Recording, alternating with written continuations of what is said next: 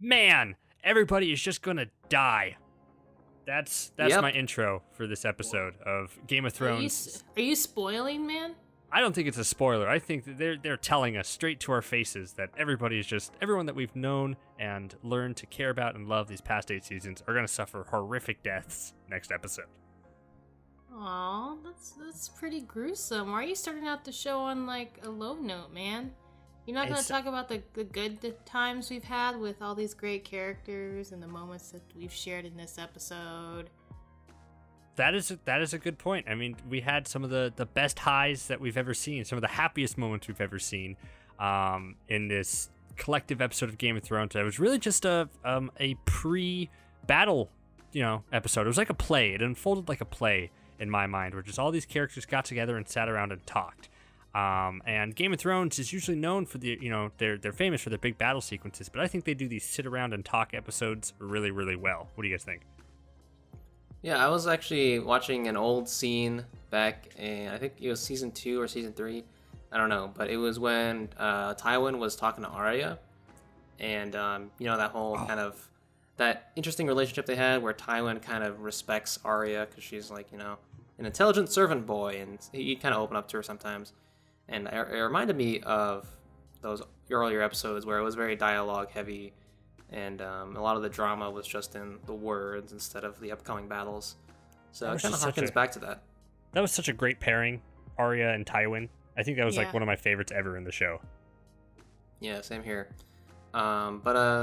So do you think that everyone is actually going to die, or are the people that said that everyone is going to die are the ones that are going to die?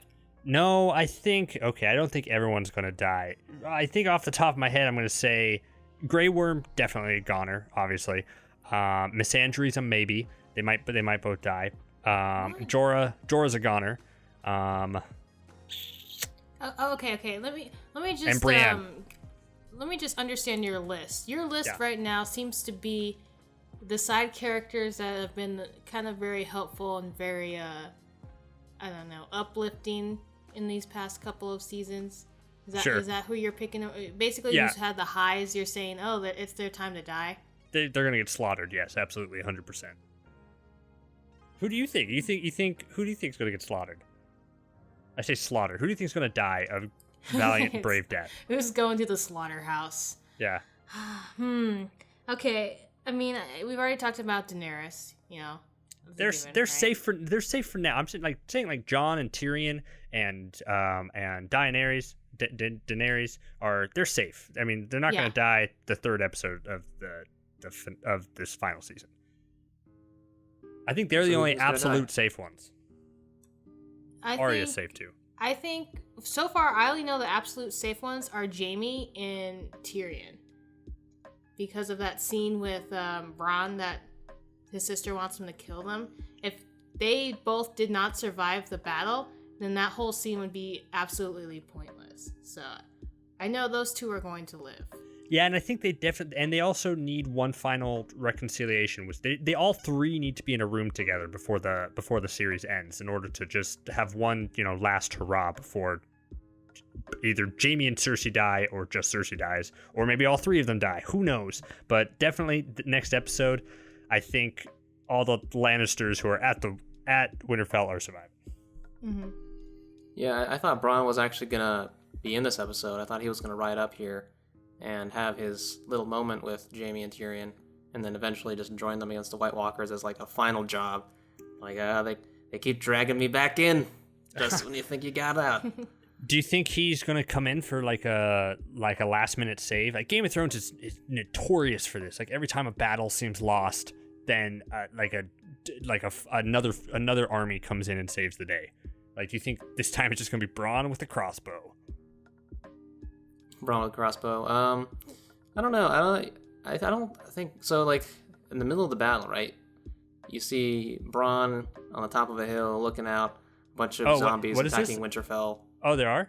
Oh wait. No. I'm painting a scene. Oh, okay. I didn't know if you saw the trailer, because I was like, I didn't see the trailer because I wanted to avoid it. So Bronn, let's say Bronn is about to arrive in Winterfell, and he sees a bunch of zombies attacking.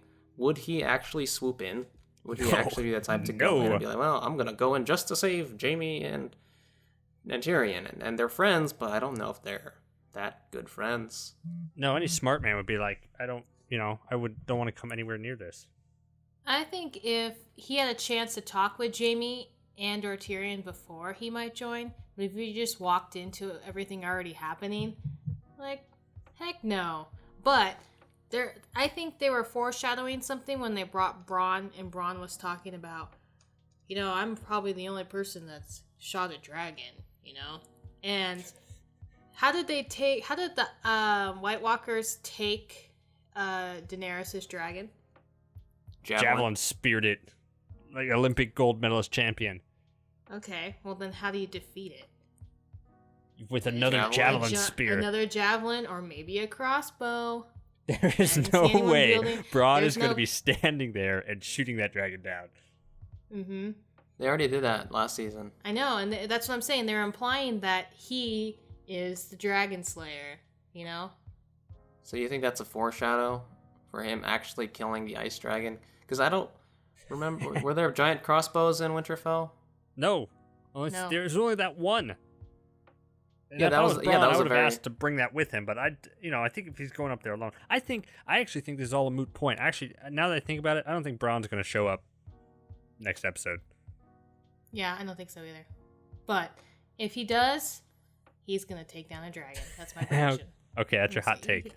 Bronn the Dragon Slayer. Okay. Okay. But real quick about this episode that I was kind of thinking about is that, like, what if this was the premiere? Like, did we really need that last episode, like, so much? Like, the only thing that came from it was, was obviously the Jon and Dany and their reveal. Their parentage reveal. But it just felt like after seeing, because I think this episode is fantastic in my opinion. I love this episode so much, and it just makes me think like how much I just thought the premiere episode was just okay. I think you need that last episode, set the foundation, and because that last one was kind of about everyone, I guess these past two episodes as a package. I think of it as a package deal. Like if it was just the second episode, I think it'd be too fast. And just the first, when we experienced it, we only experienced just the first episode. It was too slow. But if you think about it as like a pair of episodes, all about people arriving in Winterfell and people confessing their feelings towards each other and secrets being revealed, then in that sense, I think it's a good pairing. And one without the other would be unbalanced, in my opinion. Yeah, I think if they would have started out with the second episode being the first episode, I don't think it would be genuine. Because you needed the animosity, you needed to bring in all the different people, come together, the reunions, all of that, get that out of the way, and now we can kind of have the, jolly good, fun times and calm the before the farewells. storm type thing. Exactly. And I think if you have the calm and then the storm in the first and second episode, I think it's just, like you said, it's too fast. Okay, fair point. I like what you said about the animosity in the first episode, because that made me think of what I really liked about this episode is that I totally bought Sansa's and Daenerys' animosity much better in this episode than I did the first episode, because the first episode just kind of seemed like, who's this bitch, and like the other one's like, who's this bitch, and it was like really catty. But this one, it was like their conversation was like really rooted in a very important issue about what happens to the North after I win. And we can talk about this in a civil way, but neither of us are going to budge on this issue. So I thought they handled that much better in this episode than the last one. Yeah. Yeah, I mean, they just talked, had actual confrontation as opposed to sort of talk. Jon was kind of the go-between. Yeah, Jon was basically the monkey in the middle. Like, passing along, like, oh, they don't trust you. And then to Sansa, oh, but she's gonna help us, So yeah, he's caught between his two loves. He is, and I think that's an important part of the conflict. I totally forgot too that like how last episode ended with him knowing that he's the king. So when he skulked off at like that opening scene, like he went away all sad. It's like, oh, why is Jon all upset? It's like, oh yeah, because he's banging his aunt. Like, he banged his aunt, and he's the true king of Winterfell. Do you think that makes him sad? Yeah, he's like the last thing. Aunt. It's like that's like the last thing. He's like, and Daenerys doesn't care at all. He's like, well, we're related, and I'm actually the true heir of Westeros. And she's like, you're the true heir of Westeros? And he's like, did you not hear my first part that we're related? Yeah, they didn't bang that night. That's because Jon felt uncomfortable. Because Jon revealed it at the worst possible time. He did the starkiest thing that he could have done and just been like, are we sure he's I guess he is part Stark. And that was the Stark part coming through. It's like the last second being like, I'm actually the true male heir of Westeros. Oh, that's the battle? All right, see you out there, champ. and then heading out. Makes for good drama, I guess. It does make for good drama, but if that was me, I would have been like, it's like, I'm the true male heir of Westeros. Trust me, I don't want it. All right, let's go out there and fight. But he didn't even throw that in. Or just don't tell her. Yeah, wait until the big bad battle's over.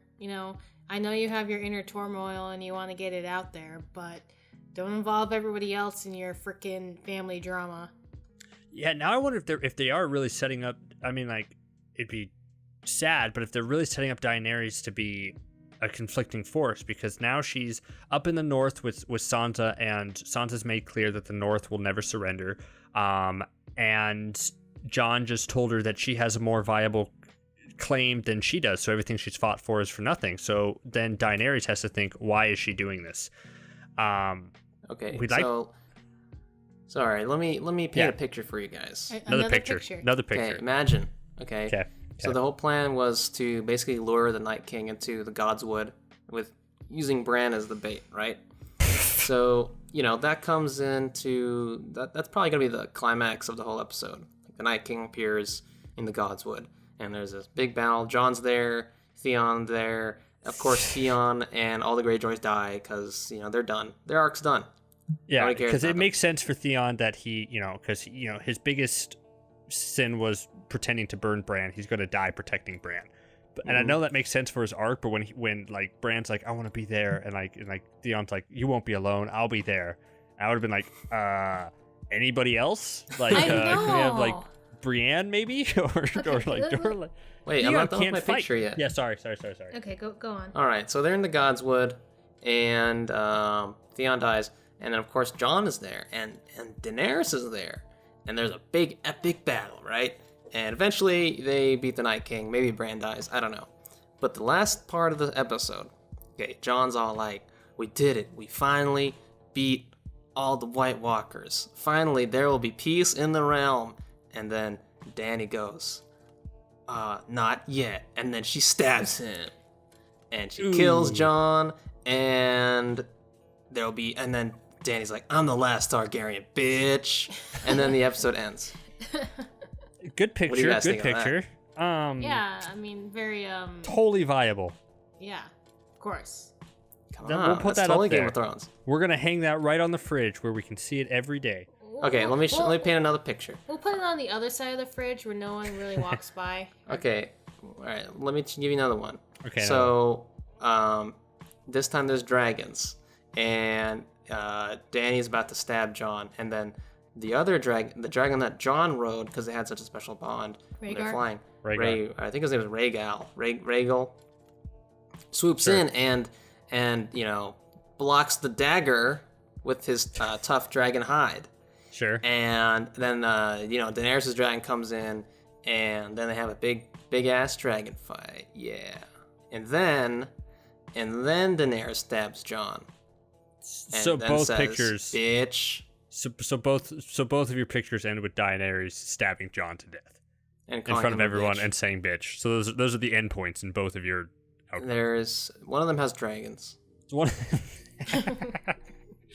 I right. kind of like the idea of an epic dragon battle. I think that's going to be more with the ice dragon than the two on the same side that are related.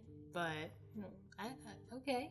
Yeah, so that's my theory. Mm-hmm. Okay, I think what's seems like a more likely fear. There'll be a moment where Daenerys can let Jon die, where she can either save him or let him die, and there'll be that moment of, should I do this? And then she'll ultimately decide, yeah, I gotta save him because, I'm a good person, and she's gonna do that.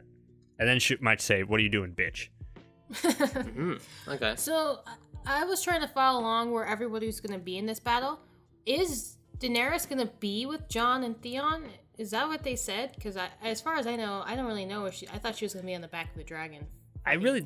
It's weird. I think they're withholding it for dramatic effect, but it's weird that they didn't talk about the dragons like at all in their battle. Like, well, they did. They didn't talk about. They said the dragons were gonna be like lying low near the Godsword protecting Bran, right? That's what they said. The dragons were. Yeah. So the dragons are gonna be like the trap. So when the Night's King goes into the Godswood, they spring the dragons on him and try to use Dragonfire to kill him. And that's why they're like, "Have you ever used Dragonfire to kill a White Walker?" And Bran's like, "Nobody's tried." I'm sorry. I think that's such a stupid plan. I mean, like, if you have all your thousands of rights, like, charging the base, have your dragons making crisscross lines and burning them before they get close. And they didn't even discuss the zombie dragon. Like, they know that's there. So, like, and they didn't even discuss how we going to handle this. Mm-hmm. Yeah, that's true. But if they did use the dragons, they'd be vulnerable to attack again by one javelin takes them down. Yeah. I don't know. I think that's probably why they're restraining the dragon, and they want to use it for the White Walker, which they know already killed one dragon. So exposing him probably would be too risky. And here's another good reason: it would be probably not as exciting a battle if the dragons just swooped in and killed all the whites. You know. Sure, we got to see the Unsullied and the Dothraki be wiped out first. Yes, they do. They're going for a Helm's Deep vibe. So, and there were no dragons in Helm's Deep, and that battle was awesome. So they gotta try to copy that. I just think their bait idea is so bad. I mean, you're trying to lure the Night King by itself with less people and less And the defense. Greyjoys defend. Any plan that involves the Greyjoys defending you is not a good plan.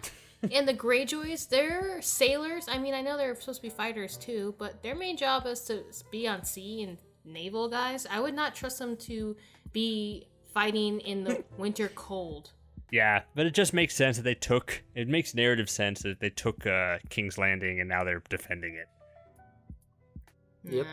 I mean, do it for the plot. Well, I mean, I don't know. Well, you got a better idea? My better idea is to have a Unsullied army. I basically, I would like Bran to be in the middle, like basically in Winterfell, and behind the whole castle, but everyone else fighting right in front of them. I think that's a better defense. Isn't that what they're doing? No, because he's in the Godswood, which is basically behind the castle. Oh, it's behind the castle? Yep. Or I thought it was in the castle. I'm pretty sure it's in behind. It's on the side of it. Oh, well, I'm saying in the castle. Like they're gonna lift up Bran in his wheelchair on the castle gate, like the castle wall. Be like, come and get him. Well, that's the point is they're trying. It's a trap. You don't want them to. You don't want to telegraph what you're trying to do. I know. You're trying to keep him hidden. Yeah, so you're trying to make it as if you're keeping him hidden, but you're very weakly hiding him, so that's easy for the White Walkers to come find him, so that's easy for you to spring the trap on them. I get the idea. I just think it's a bad idea. And it's got to be a bad idea for awesomeness. Yeah. Because you know what I think they're setting up? What they have to, or else, and I have to have faith that the show is going to do this, that Tyrion is going to come up with a smart plan, because they're really hitting the fact that he is not good at making plans. Like, he's really sucked at a lot of things. And I'm hoping that the scene of him sitting there with Bran and talking about tell me your story, and then they cut away, that something about that is going to come in handy. And Tyrion's got to outthink them and do something, because I need some redemption for Tyrion. Yeah, I think you could definitely have it where their original plan fails somehow, and then Tyrion comes up with a plan B. And that's the real plan. It's the plan all along. The real plan, yeah. And then they have like this kind of like Ocean's 11 montage where, we actually hid kegs of dragonfire in the castle. Yeah. I like it. Heist style. I like it. Yeah, you're right. They've been really pushing Tyrion. And I mean, how many mistakes has Daenerys made? But oh no, we gotta focus on Tyrion. So you're right. That makes sense. Why? Okay, now the real question: do you guys think that everybody in the crypt is gonna die? Yes. No, maybe not everyone in the die, but for them saying constantly over and over again that crypts are the safest place to be, they're not the safest place to be. No. I would be fine with nobody dying in the crypt. I don't know. It could be a red herring. I don't see... I think when you're fighting an enemy who can raise dead people and you're hiding in the crypts where there are a ton of dead people, I don't think that's a very smart idea. Okay, well, let's go back to Helm's Deep, okay? So what happened in Helm's Deep was basically they were like, oh, actually... Okay, so you got all these families like under the Helm's Deep or whatever. And like, oh, hey, there's actually a pathway out of the mountains. Leave the kids out there. And then we will charge out the gate with horses. So it's going to be that. They're going to be like, actually, there's a path beyond the crypts. So you guys go there and we'll charge out and, blow the horn of Helm Hammerhand. And, brrr, and then you play the epic music and the horses come out. I think that you're the one who kept saying you wanted a bittersweet ending to this. That is the most happy ending that you can imagine. I think it's the exact opposite. The crypts are going to be either overrun or we're going to get some dead people raised. And who's in the crypt that's going to die? That one girl who Davos saw with the scarred face that reminded him of Shireen. She's dead. Yeah. Absolutely, 100%. And I hopefully she's not the death of Davos. I'm going to be so mad if she's the death of Davos. Like, if Davos has a sword and, like, he's fighting and then she comes up to him and, like, Davos is like, what? He can't do it, and then she bites his face off. Hopefully that's not to happen. But anyway, she's dead. Varys is in the tomb. I think he dies in the tomb. Tyrion's supposed to be in there. I think Varys... Yeah, Tyrion's going to escape with the help of Varys. Maybe Varys is going to sacrifice himself, or like in a way that saves Tyrion. And anybody else important in the crypts? Sam and Gilly. And little Sam's Sam. outside. Sam's outside the crypts. Remember, he says he's going to fight. No, because he gave his sword to Jorah. Sure, but he was also saying that he was going to fight with it. Like, he was still going to fight. He was going to be out there. Well, what is he going to fight with? A regular sword. Weapons. Or regular sword? I don't know. I think that, and with him sleeping in the crypt with Gilly and little Sam, I think that's him saying he's going to be down there with them. I disagree. You were telling me this earlier, and you know what? I'm going to say it right now. I disagree. But anyways, I would say that this is not the ending. Like, I know I said I don't know if I wanted a bittersweet ending. I just know that that's what George R. R. Martin is planning for his series. And I'm not, the show doesn't have to be the same as the books, but I think the show will have a bittersweet ending. But this is not the ending of the show, remember. So if this turned out happy, then I think that would not be, totally against what the show is about. Yeah, I think there'll be some deaths, but I don't know if they're gonna slaughter the whole crypt. They're not the whole crypt, but I think there's definitely a lot of people are gonna die in the crypt. The one girl with the face scarring, she is dead. She is marked for death. So how do they push them back? What's the story there? Well, It's Sam. Sam's outside. I think Sam's outside the crypt. He's gonna be in the crypt, and he's gonna defend the crypt. No, you already have that. He already killed so many White Walkers. That doesn't make any sense. You already have that girl with the burnt face defending the crypt. You can't have. You can't have two defenders. Oh man, I don't know. I think because of the way that they are saying everyone's gonna die. Oh, we're gonna die here tonight. I think a lot of people are going to have to die because if it was just like a handful of people are gonna be like, oh, it was nothing, Why do we have to bring... Like if it was just Grey Worm. Oh no, Grey Worm. Okay, so we're going for an Avengers style ending, right? Where, like, quote unquote, half the universe dies, but the original Avengers survives, Mm-hmm. So it's gonna be kind of like that, where a lot of people die, but we're gonna have the original people still hanging around because their final conclusion is still for the rest of the show to decide, not the Battle of Winterfell. This is like a fine sieve. It's meant to basically cut out all the non-essentials so that we can focus entirely on the cast that started it all. Which I think Jon, Daenerys, Sansa. Tyrion, Sansa, Arya? I don't think I think Arya has a good chance of dying. What? She has a plan. She has something with her sword. Like, is she going to after the Night King herself? I mean, is she going to, like, that's the only reason why unless she's just good with the bow staff. She doesn't have a plan. Yeah, she's just her plan. Go with now. Oh, I got it. Her plan. She is going to wear Bran's face, not Bran's face in the Godswood. Why would you? Oh wait, no, because I guess the Night King could track like the real Bran anywhere. Yeah. Ah, damn it.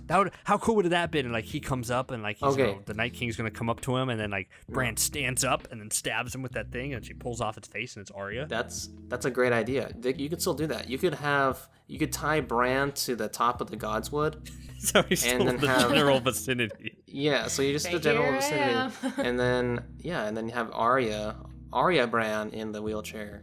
That's a good idea. I like that. Okay, I have an idea. I'm gonna go off of this, kind of like it, but Arya knows death. So what if she impersonates one of the White Walkers, and then she like starts killing them, but they're not like, oh, okay, like this is kind of weird, but they're not gonna go like start killing them, so she can just like attack from the inside. Oh, that's cool too. That's the problem with the show never explaining what her face magic, like how it actually works. Does she need to steal the face in order to do it? Does just general vicinity? That's a good point. I think, doesn't she have to kill the person that has the face and then like kind of Indian style scalp / cut off the face? That means she just horribly murdered that Walder Frey's like sister wife or just a random woman who she cut off the face when she impersonated her. No, I thought she impersonated Walder Frey himself. No, before that, when she actually killed Walder Frey, she was dressed as another maid. Mm-hmm. Did Arya kill that person? Yeah, probably. Because she's a bad bitch. She's a bad bitch. Who? You know what? My biggest, I don't know, the pet peeve. It's like I'm fine with a lot of things. I'm fine with the White Walkers having chains, that draws the dragon out. I'm not as fine with the time lapse thing. But what I'm really not fine with is Arya becoming a super duper assassin, because it's awesome. Yes, like it's really cool when she's throwing those dragon glass into the spike, and now she's super confident and cool. But like the progression of that story makes no sense, because she was like beat up all the time and wounded, and that just when she managed to kill the waif and she says like, I'm Arya Stark, it's like she didn't learn any training before that, like to become that super assassin that we see today. That's my problem. But she did though. She killed the waif, which was the final test. It's like barely, like, but not enough to warrant that I can throw dragon glass at the same spot in the pillar 3 times in a row. No. See, once you kill the waif, you basically learn everything. You level up. You get waif powers. Yeah, you get the waif. You become the waif. You eat the wafer, and then you become the waif. Okay, then never mind. Then that makes complete sense. All right. So, speaking of Arya, oh my god. Yeah. Please tell me you were just as uncomfortable as we were watching that scene. It was very uncomfortable. It was She's pretty like 12 years old. She's older than that now. I think enough. Like it's weird. 12 like and a half. I get both sides. Like on one side, it's like we watched her when she was like 12 years old, and like 8 years later, so she's like the actress is 22 years old. But I see that it's weird to do that. But then like I've read like a article about like the producers like not defending it, but just like explaining the situation, and they're just like, Arya has had this lack of human connection for seasons now. She's been alone. She's been worried about fighting and killing and doing all that. So her last night on Earth, she wants to have the ultimate connection with somebody, with somebody else, and like and to be human again, and to have that. And like when you hear that, it's like, yeah, that makes sense, and that's a nice moment. But then it's also awkward, just like, man, we're watching Arya strip, which she looks so young. Yeah, I mean, you can get the secrets in the world, but you don't have to see it, man. Like, we can all just do it in our own fan fiction. We don't need to see it on our big screen. You can just fade to black. Yeah. Yeah, if they just like started kissing and then faded out of it, like. I didn't need to see side boob. I didn't need that. I thought it was funny that they didn't show her completely naked like they would do for every other girl, because people in their head still think she's a little kid. Mm-hmm. They actually gave her the option. That's what she said in the interview. That's like they said that they let me do whatever you're comfortable with showing that we can show. So she made it like a little bit. She made it a little bit scandalous, but not like you didn't see anything really. You just saw like the figure. Well, that's gross. You think she used her faceless powers to change to different women while they were doing it? I don't think so. I'm gonna say no on that. Well, okay. Let's go back to how that thing works. Does she have to put on the mask? Hold on. Do you think she turned into Walder Frey? You guys are messed up. That'd be awful. What's the guy's name? Baratheon? Robert Baratheon. Turn into her dad? It's me. No. What if? Gendry. Oh, what if she turned into? Okay. Yeah, his dad. Robert Baratheon. Yeah. That's what I was thinking. Oh, okay. You guys I are was saying, sick. what's the name of the actor? Gendry. That's his name. Gendry, yeah. Gendry. Ugh. Wow, what a trip. Fuck. Tripping. That'd be messed up. Yeah. Why would you be. do that, Arya? I can't believe she did that. What were you gonna say, Tori, before Jeff took it gross? I don't know. My mind's all corrupted now, so ugh. I don't know. I guess I get where they're going. That's a nice statement that they put out, but the fact that they had to put a statement out means that everyone was so uncomfortable with it. Yeah, she's all grown up now, and I don't accept that. But you know what? Guess that's what raising a daughter is like. You know. That's Game of Thrones, I guess. They had to show somebody naked. They have to show every woman naked, right? Is that what that's what it says in their contract? Yeah, right? I think so. They have to appear at least once naked. Mm-hmm. Yeah. So I guess I'll take a side boob. That's fine. All right. Instead of full boob. What about the scene where they're all around the fire? Just a beautiful scene. I think for me, start to finish, is just great. I love everything. Yeah. I love Tormund. I love him so much. I love every aspect of his just ridiculous story, his weird flexing with his weird sort of type of bravado and like genuine affection toward Brienne. Like when he's like literally when he's just like, why can't you be a woman? Or like when she was knighted, like he was like genuinely clapping, like proud of her. Along with his story about how he sucked a giant's tit for 3 months. That was the best part of this whole And episode. what was going through his head when he was like, okay, I'm going to start drinking from this cup. And you know what's going to be really impressive is if I don't stop drinking. And he just like, it's like pouring everywhere. It's like, this is going to be the ultimate power move. Yeah. So, I mean, he drank that after the story. So was that milk that he was drinking just to punctuate that point that he was making? Maybe. He's like, yeah, look, this is the giant's milk right here. I'm spilling it everywhere. I mean, it was white. What else would be white? And you were drinking it. That's a really, that was a good story. So the story goes that he kills a giant and then he climbs into the giant's wife's bed. In my mind, I thought that he meant he slept with the giant's wife. No, but I think what- that's how they wanted you to think. Yeah. But actually, I see. So now it was a twist. It was like, oh no. But really, he was pretending to be a baby. She thought he was a baby. But Yeah. wasn't that his plan? Or I don't know. did she just start doing that and he just went with it for I'm 3 sure months? Tormund just went with the flow. Yeah. The flow of milk. Ugh. That was a good Gross. story. Tormund I thought it was kind of... that was kind of like too convenient that everyone just started streaming in. Like, hey, now we got Davos. Now we got Hey, Dallas is here. Now we I got don't know about you. Brienne. My V and I, my girlfriend and I we were excited as each new character walked in. We're like, like it was It's great. that person. When I turned over to Jeff and I was like, oh, these are all the B and C characters. This is their time to shine. Yeah, It pretty really much. is, and they made a great point. I love Tyrion's point. It's just like we've all fought against the Starks at one point. Now we're defending it. Like that's pretty cool. Wow, like Lion King, Circle of Life. Exactly like Lion King. Yeah. He was, Tormund, I think, was the MVP of that scene. Well, no, I think I was, that moment with Bran being knighted and the genuine happy smile on her face was, I thought, just so cool and nice. Yeah. It was Yeah. nice. Probably the nicest thing Jamie's ever done. Yeah. Yeah. What a nice guy. So, Nice guy, Jamie. So you're saying because of that, Brienne's gonna die? I think either Brienne or Jamie has to die, and since Jamie, I think, has a little bit more story to tell with Cersei, then I don't think it has to be Brienne. I think it has to be Brienne. Yeah, her story's done. She's a knight. She got everything she ever wanted, and the only thing she doesn't have is dying. So, got to give that to her. You don't think that her and Jamie, got a little something something?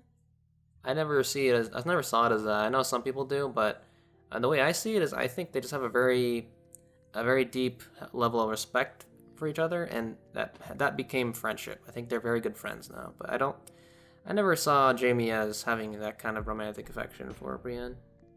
Yeah, but Bran What do you did guys for think? him. Bran did for him. They like mentioned that before. I think somebody said like you love him now. Like I think like Cersei said it or something. Yeah. Yeah. Well, I don't know if I don't think it goes is both now ways. though. I doubt she's not going to be with Tormund, but it'd be nice. Yeah, none of them got sleep that night. It seemed like they just drank No, they all would night and then. That was so like I would have been so pissed when like Podrick wanted a drink and then Tyrion poured him like a full glass. I'd be like, no, I want to be ready for the fight. Yeah. You just killed Podrick's. Podrick. Yeah, Podrick's gonna die anyway because he's the man of special talents. He has a big penis and he can sing. And Yeah. he can sing, and he's good at swords now. By the way, He's did you guys improved. That was listen cool. to that song as it was going on? Yeah, it was part of the episode. Well, and they ended with it.